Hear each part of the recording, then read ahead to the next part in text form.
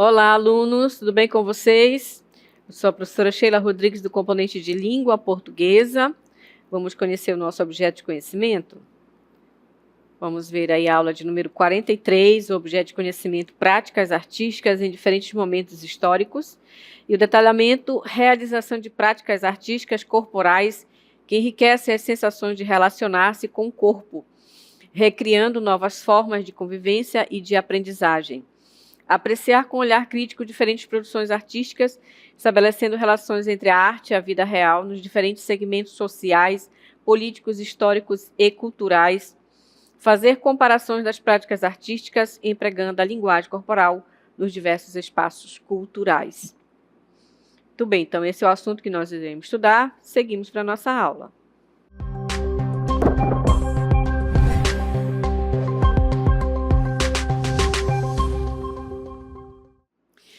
Muito bem, então hoje nós vamos estudar um pouco da literatura africana, né?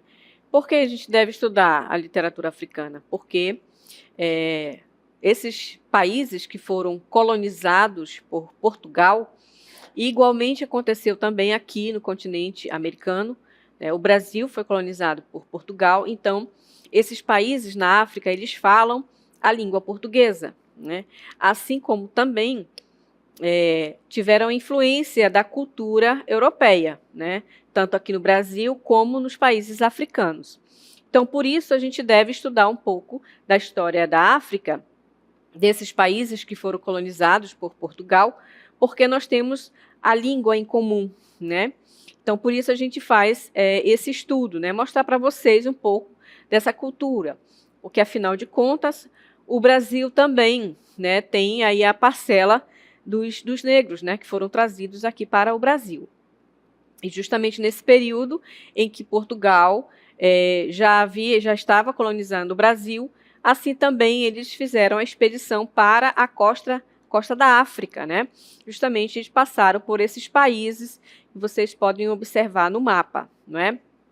Então, seguindo, nós temos aí, olha, né? Por que nós devemos conhecer, né, a cultura africana nos países que falam língua portuguesa?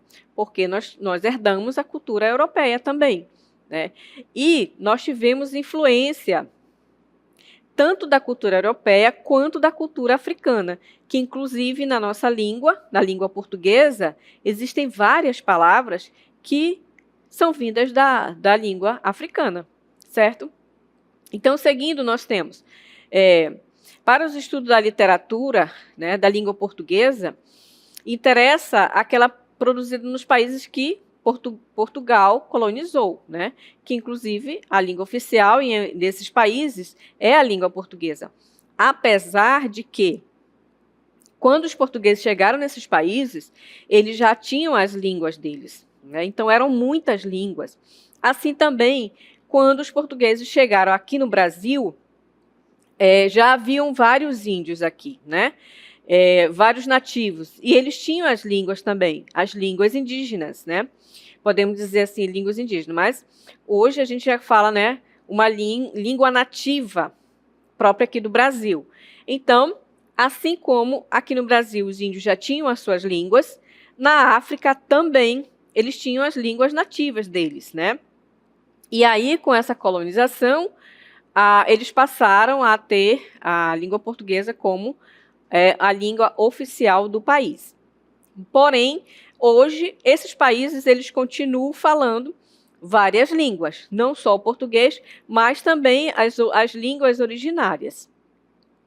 Seguindo, nós vamos ter... pode seguir aí, né? Como foi possível isso, né? O que acontece? No Império Ultramarino de Portugal não teve apenas o Brasil como colônia. Eu acabei de mostrar para vocês. O Brasil, aliás, os portugueses chegaram aqui no Brasil em 1500, né? E aí eles começaram também a fazer as navegações, não é? Pela costa da África. Então, o que acontece, né? Olhando um pouco do contexto histórico.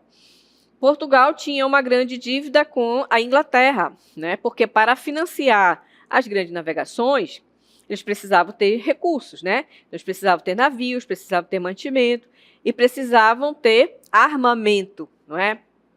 Porque quando eles vieram para o Brasil, eles disseram, né, que descobriram o Brasil, mas na verdade eles não descobriram, né?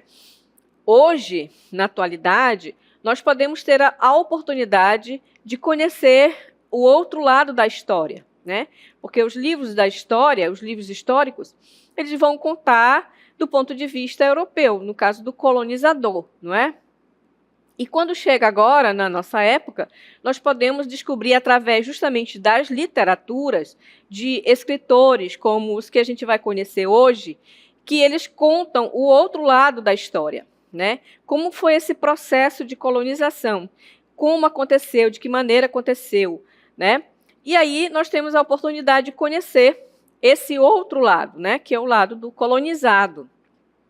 E a literatura, ela vem contribuir com esse conhecimento, né? Por meio dos romances, por meio dos poemas, né?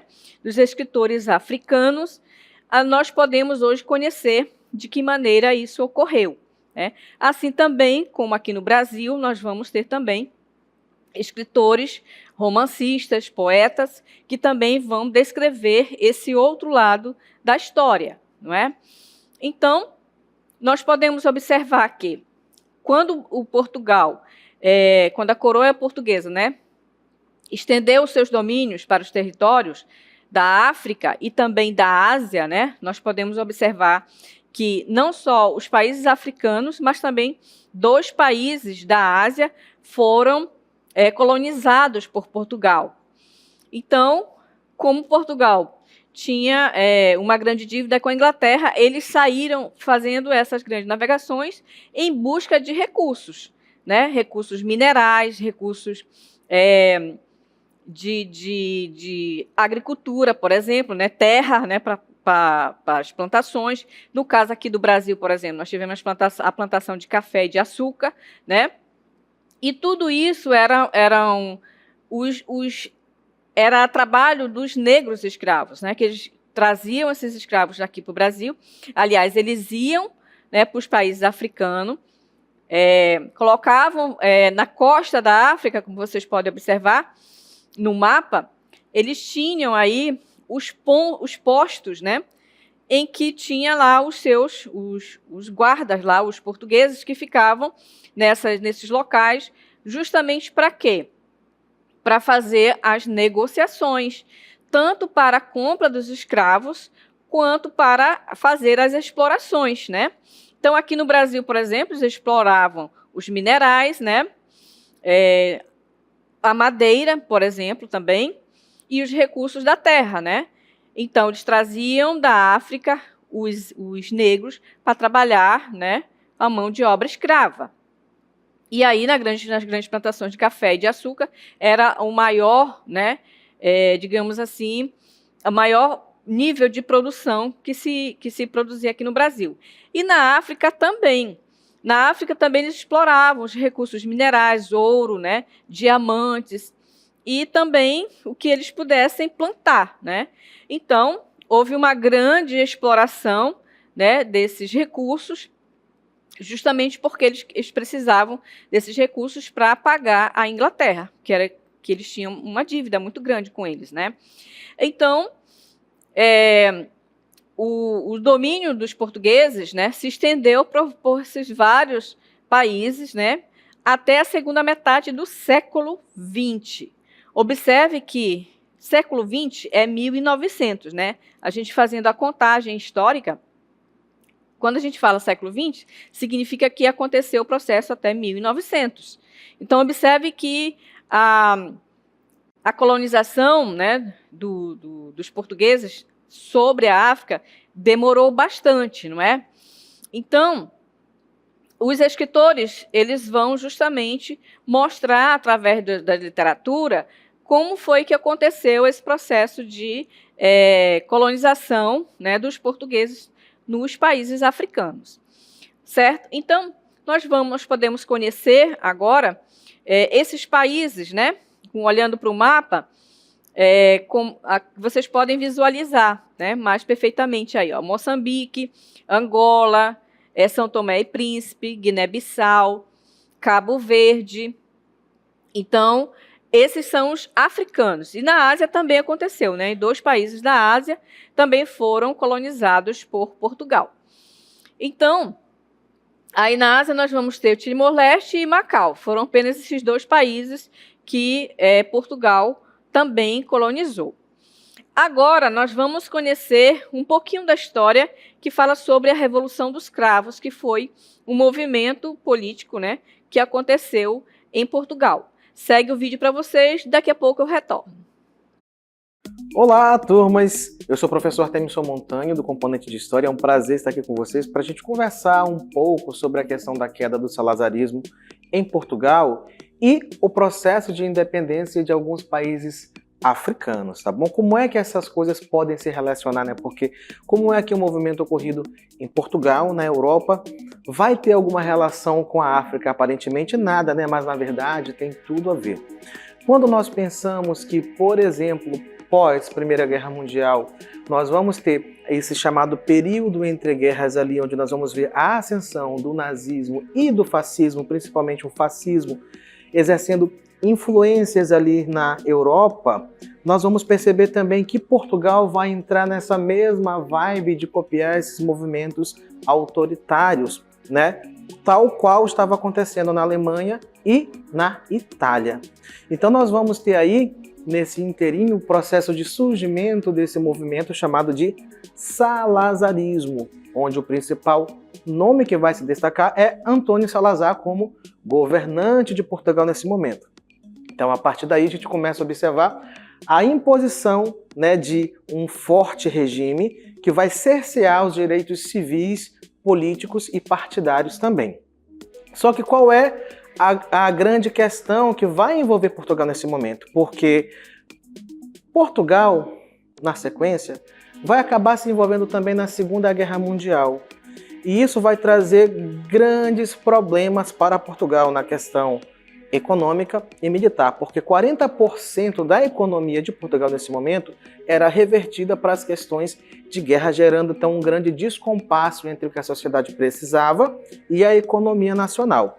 E isso vai fazer com que movimentos anti-governo, anti-salazarismo comecem a surgir em Portugal. Então, em 1974, 25 de abril de 1974, nós vamos ter então o movimento ali da Revolução dos Cravos que lutava para quê? Para acabar com esse movimento salazarista, né? Então, o que vai acontecer? Nós vamos ter nesse momento movimentos africanos que brigavam ali também pela sua autonomia, sua independência, somado aos problemas internos dentro de Portugal.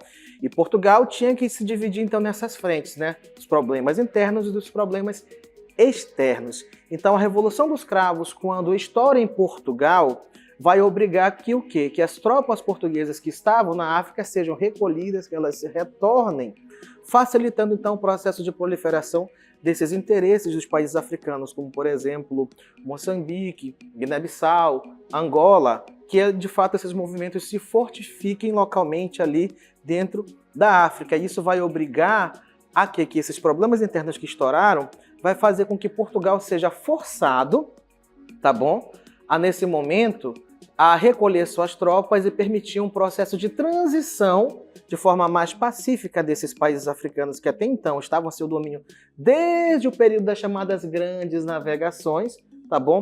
E mesmo com o advento da Primeira e Segunda Guerra Mundial, onde não se tolerava muito mais essa questão de se manter essas colônias como formas de exploração, mesmo assim Portugal mantinha essas colônias, mas então agora os movimentos internos também preconizavam para que isso tivesse fim. Então a Revolução dos Cravos é um movimento que vai de fato acabar com o salazarismo dentro de Portugal, forçando com que o governo português também repense a sua participação nesse processo de exploração de países em outros continentes, tá bom? Então, a Revolução dos Cravos é o que vai dar o estopim inicial para esse processo de negociação e futuramente, né, naquele momento ali, lógico, que esses países africanos tivessem sua independência. Muito bem, então vocês perceberam que a Revolução dos Cravos foi um movimento, né, que preconizou a independência dos países africanos, né? Como ele falou, o professor falou que existiam tropas nesses países, então eles foram convidados a serem retirados dos países justamente para que futuramente, né, um futuro próximo, pudesse acontecer a independência desses países africanos, né? Então, por isso que a Revolução dos Cravos foi um movimento importante para que os países africanos fossem libertos, né? Então, nós vamos conhecer as obras literárias, né? Principalmente voltadas aí para os escritores africanos, né? E nós podemos observar que durante esse período, né, do salazarismo, como o professor colocou, as colônias portuguesas que estavam na África pudessem sair, né, desses países justamente para que houvesse, né, a liberdade da população dos territórios africanos. Então, nós vamos mostrar aqui algumas produções literárias da língua portuguesa e fazendo menção a alguns autores importantes, como, por exemplo, Mia Couto, que é um escritor africano, moçambicano, aliás. Aí vocês pode colocar, por favor, a imagem dele, né? Vocês podem observar, ele é louro, branco, dos olhos azuis, né? Ele é descendente de português, né? Mas ele é nascido em Moçambique e resolveu abraçar, não é? A contar, né, a história de como aconteceu alguns conflitos, né, na África. No caso dele aí em Moçambique, né? Então o nome dele é Antônio Emílio Leite Couto, ele é romancista e contista, é um dos mais expressivos escritores da literatura portuguesa produzidas na África. Então, Mia Couto, ele escreve aí alguns romances que vão contar, por exemplo, os conflitos internos, né, em Moçambique. Então, a primeira obra dele, né, que a gente pode colocar, é A Guerra, que fala sobre a guerra, né, o conflito interno, a guerra civil que ocorreu, chama-se Estrada Morta, que é um capítulo do livro, acabou fugindo agora da mente, o nome da obra em si, né, esse aqui é só um capítulo desse livro, que é uma das obras mais importantes dele, né, desse autor. Então, ele vai narrar a história, né, de um conflito que aconteceu, e ele deu o nome desse local, né, que ele conta a história, de Estrada Morta. Por quê? Porque nesse lugar, como ele diz assim, pelos caminhos só as hienas se arrastavam, focinhando entre cinzas e poeiras. A paisagem se mestiçara de tristeza nunca vistas, em cores que se pegavam à boca. Em cores sujas, tão sujas que tinha perdido toda a leveza, esquecidas da ousadia de levantar asas pelo azul. Aqui o céu se tornara impossível, e os viventes se acostumaram ao chão, e resignada à aprendizagem da morte. A estrada que agora se abre nos nossos olhos, não se entrecruza com outra nenhuma. Está mais deitada que os séculos, suportando sozinha toda a distância. Pelas bernas apodrecem carros incendiados, restos de pilhagens. Na savana, em volta, apenas os embondeiros contemplam o mundo a desflorir. Um velho e um miúdo vão seguindo pela estrada. Então, observe que ele diz, um velho e um miúdo vão seguindo pela estrada. São dois sobreviventes dessa guerra. Andam bambolentos, como se caminhar fosse seu único serviço, desde que nasceram. Vão para lá de nenhuma parte, dando vindo por não ido, à espera do adiante. Fogem da guerra, dessa guerra que contaminara toda a sua terra. Vão na ilusão de, mais além, haver um refúgio tranquilo. Então, o que acontece aqui? Ele está contando, né, que nessa estrada morta só havia destruição e morte, né? E esses dois sobreviventes, eles vão seguindo, né, nesse caminho em busca de esperança e de uma nova forma de vida, porque ali só estava destruição, porque tinha acabado de ocorrer a guerra, não é? Então, ele vai contar como foi que aconteceu durante o período da guerra civil que estava acontecendo em Moçambique. Então, toda obra literária, ela traz um fundo de realidade. Então, por exemplo, os personagens, o local, pode ter muita questão de ficção, né? Porque o escritor ele vai criar, né, os personagens, o local, o enredo. Porém, o fundo da história, ele é real. Então, é isso que as obras tanto desse autor, do Mia Couto, como de outros escritores também, eles vão contar a história, né, justamente para denunciar, para mostrar de que forma ocorreu, né, essa guerra interna, essa guerra civil. E aí ele conta esses dois personagens, né, que são os únicos sobreviventes, que no caso eles encontram o caderno de um menino que ele está contando a sua história e que ele busca a mãe dele. Imagina que está um cenário de guerra, né, pessoas mortas, pessoas sobreviventes, e que um filho se perde da mãe, ou então a mãe se perde do filho, e assim os parentes, né, os amigos. Então, o enredo da história geralmente está em volta, né, desses personagens.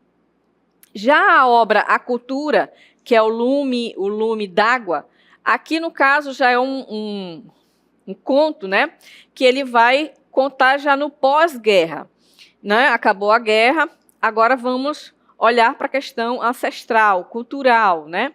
Então aqui conta a história de um velho com o seu neto, né? Que aí ele começa a contar do lugar, falar do lugar que no caso tinha um rio, né? E ele começa a contar para o seu neto a importância da natureza, a importância da cultura, não é? E aí ele coloca esse rio como sendo o tema principal desse conto. Então aqui ele vai valorizar mais a questão da cultura, não é? Do lugar, da ancestralidade, não é? Porque os africanos também têm a tradição de contar histórias, né? De tratar com importância a questão da memória, que é justamente passar as coisas da sua tribo, da sua cultura, do seu povo, através da linguagem oral, né? Da oralidade, através do contar das histórias. E nessa obra ele faz isso. Então ele traz a questão da importância da memória, da cultura, da ancestralidade, né? Então, seguindo essa obra, né, nós vamos ter agora um outro escritor. Muito bem, então agora nós vamos conhecer um pouco da obra de D'Artagnan Aurigema, que é um escritor da Guiné-Bissau. Então, ele é um poeta nascido em Farina, região Oio, no norte do país, em 15 de março de 1938, e morreu em Bissau em 7 de novembro de 1991. Sua poesia tem traços marcantes que evidenciam a causa pela qual ele viveu e lutou. Então, observe que agora, esse escritor ele é um poeta, e que ele também vai escrever a sua obra voltada para a questão da libertação, né, de Guiné-Bissau. Então, ele vai contribuir com a literatura dessa maneira, né, a luta pela liberdade daquele povo. Então, nós vamos ler um pequeno trecho, né, do que ele falou, do que esse artista, desse poeta escreveu. O poeta, ele diz: o sofrimento dos seus compatriotas sob o colonialismo diante do jugo desigual, né, e da falta de liberdade imposta pela administração portuguesa. Então, observe que ele lutava por essa libertação, né? E na letra do poema dele, ele vai deixar bem claro isso. Vamos seguir, então. Pode seguir. Isso. Reticências é o nome do poema dele. Vamos escrevendo poemas, todo mundo vai escrevendo poemas. Poemas são a canção, poemas são a revolução. E quando o grito, enfim, ecoar, bradamos revolução. Então, a obra dele foi voltada para essa questão da revolução e da libertação do povo da Guiné-Bissau. Temos também um outro escritor que chama-se Pepe Tela, que ele é de Angola, angolano, e o pseudônimo de Arthur Pestana, é o nome dele verdadeiro. Também influente e aclamado romancista e contista, produtor de literatura em língua portuguesa. Entre seus livros, com objetivo de apreciação estética, destaca-se As Aventuras de Gunga, que é um livro criado com o objetivo de ser usado com auxílio ao processo de alfabetização das crianças. Então, observe que agora nós vamos ter um escritor de literatura infanto-juvenil, né, que, no caso agora, ele vai ter essas obras voltadas para a escolarização das crianças, né, para melhorar a alfabetização. E, além disso, ele tem vários outros livros também, né, que vai falar da literatura mais contemporânea, né. E aqui nós temos um exemplo da história, né, que ele traz aí os traços de conflito de cultura mostrado na literatura infanto-juvenil. Vamos observar bem esse texto aqui, que ele é bastante conflitante e que isso também, de alguma forma, aconteceu também aqui no nosso Brasil. Então, vamos lá. Vais ao rio? Vou contigo. Não, disse o Açamba. Podem ver-nos, e o meu marido é muito ciumento. O teu marido? Sim, o Chipóia. Não sabias? O mundo caiu em cima da cabeça do rapaz. Nem no combate, quando a última bazucada destruiu a trincheira, ficara assim tão atordoado. Gaguejou. Mas aquele velho... O Açamba viu a tristeza de Gunga. Também ela estava triste, só que Gunga não reparava nas lágrimas brilhando nos olhos da gazela. Ela disse baixo: pagou o alambamento. A minha família quis, ele é secretário. Tem muitas lavras. Não gosto dele. É velho, é feio, é mau.